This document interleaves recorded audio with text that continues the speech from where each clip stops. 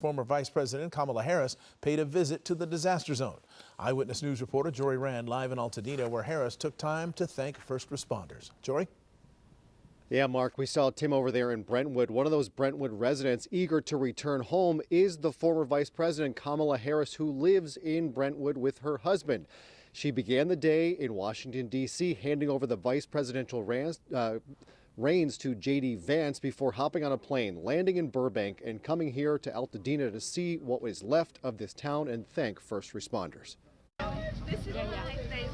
Just hours after leaving the office of the vice presidency, Kamala Harris was back in her home state tonight. After landing in Burbank on what this morning would have been Air Force Two, the former vice president's first stop was at Gordy's Garage, an Altadena repair shop hosting a World Central Kitchen food site where she spoke with fire victims, some of whom had lost everything.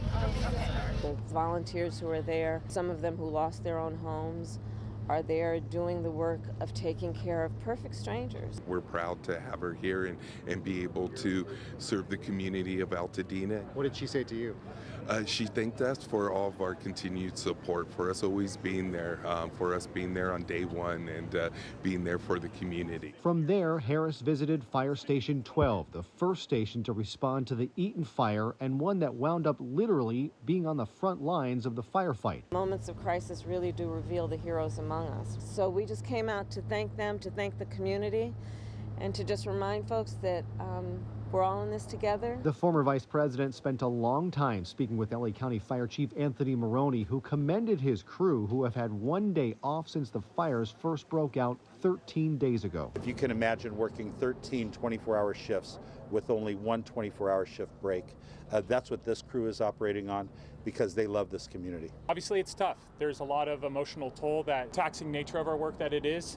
We have a lot of devastation just one block up, and it does take a toll. This was also personal for Harris, whose Brentwood home was in a mandatory evacuation zone until this past weekend. We are blessed. Our home is standing. We were under a mandatory evacuation, and it was lifted, and just a couple days ago we're able to go back.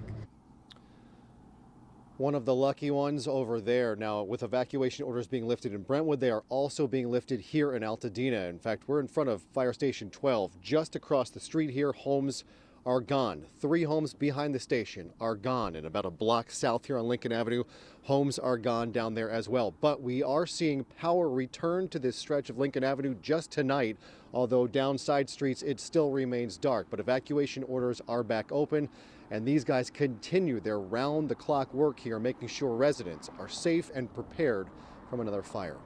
Hello, I'm Mark Brown. Get more great ABC7 content by clicking the subscribe button for our YouTube channel, and download the ABC7 Los Angeles streaming app on Fire TV, Android TV, Apple TV, and Roku to watch on your TV.